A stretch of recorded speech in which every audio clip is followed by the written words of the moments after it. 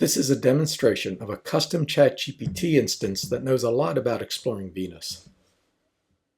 I started with the ChatGPT version 4 and first augmented it with the 100-page Venus Life Finder mission study. Then I added the full text for every reference in the mission study that I could find. That was about 110 additional scientific papers or over 2,500 pages of total material. For this video, I'll use ChatGPT's voice input, voice output mode because that makes a much better YouTube video. Let's try to have a fairly detailed discussion with the custom ChatGPT about the main scientific instrument on the first probe that's scheduled to be launched at the end of 2024. Can you give me an overview of the AFN detector on the first VLF mission?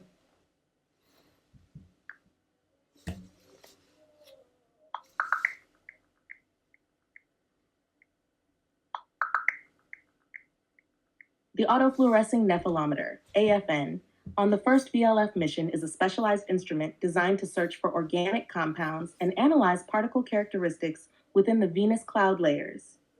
Here are the key details about the AFN. 1. Purpose. The AFN is designed to detect autofluorescence of organic materials within the cloud particles. This helps to identify complex molecules that could indicate the presence of life-supporting compounds. 2. Design and components. The AFN employs a UV laser to induce fluorescence in particles, and it uses detectors to capture both fluorescence emissions and backscattered polarized light. This dual approach allows it to determine particle size, shape, and refractive indices. 3. Instrument specification mass, approximately 0.8 kilograms. Volume, 500 cubic centimeters for the detector, and 1,500 cubic centimeters for the electronics. Power consumption, peak operating power of 40 watts. Data rate 200 bytes per sample with a capability of up to 2,000 bytes per second. 4. Operation.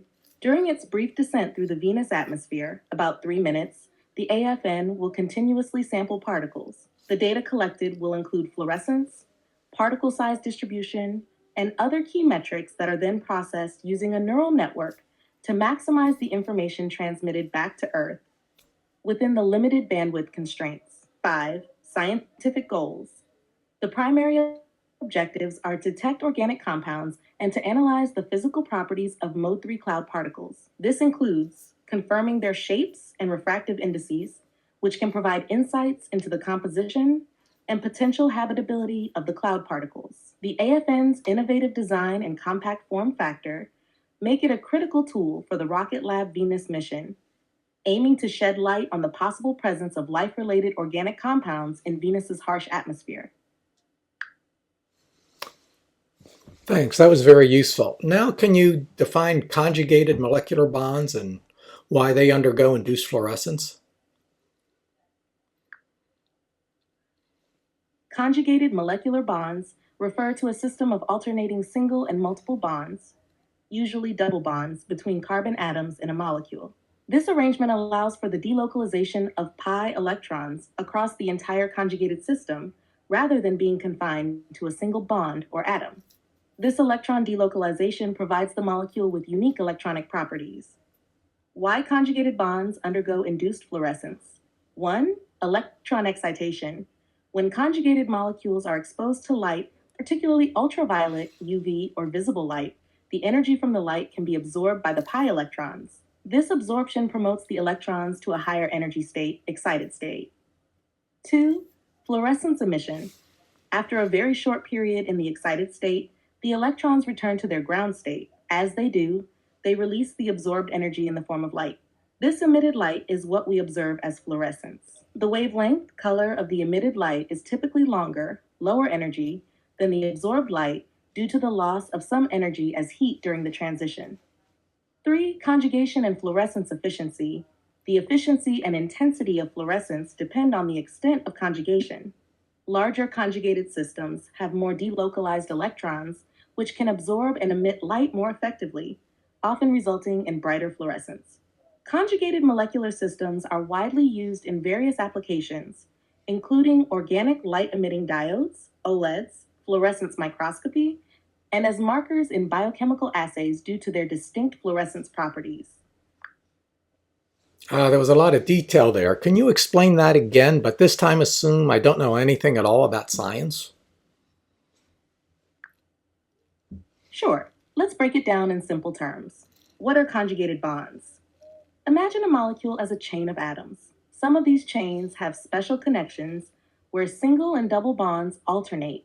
Think of it like a string of beads where you have a small bead, small bead, big bead, and so on. These special connections are called conjugated bonds. Why do they glow? 1. Light absorption. When you shine a light on these molecules, they can absorb that light. It's like the molecule gets a tiny energy boost from the light.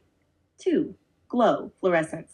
After absorbing the light, the molecule doesn't hold onto that extra energy for long. It releases the energy as light, kind of like a glow. This is what we call fluorescence. 3. Energy release. The light that comes out, the glow, is usually a different color than the light that went in. That's because some of the energy gets used up in the process. In simple terms, conjugated molecules can glow when you shine light on them because they soak up the light and then release it as a different light. This is very useful in many scientific tools and tests. Thanks. And now can you give me a couple examples of Earth-based organic molecules that will undergo autofluorescence? Just a couple examples is fine.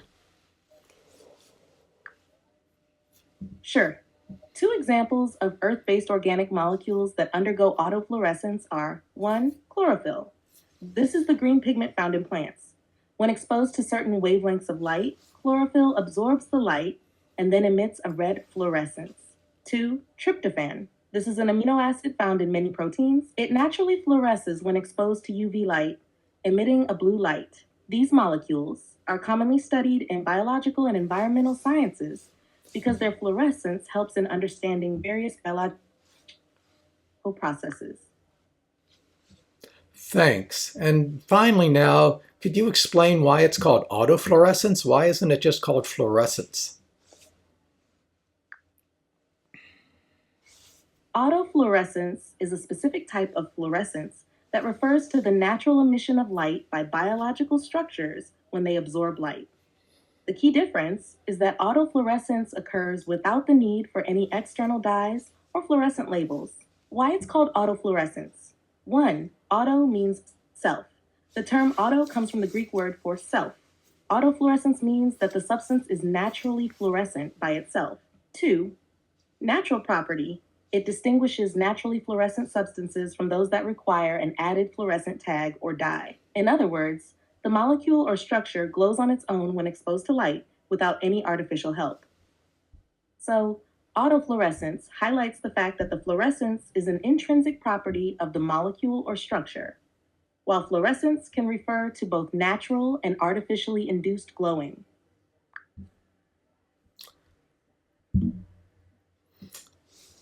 And of course, I was doing voice input and voice output there, but you can also see that it generated text for everything that went on as well.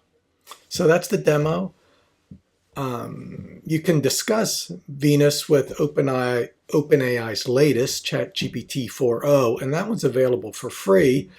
And it is also very impressive. But I think using an augmented custom GPT tends to produce more detailed answers and also reduces hallucinations from the model.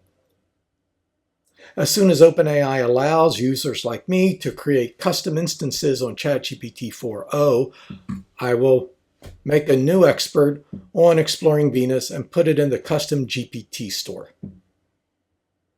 Thanks for watching. Please consider leaving a comment below. I am Spaceman Steve. Let's all go boldly.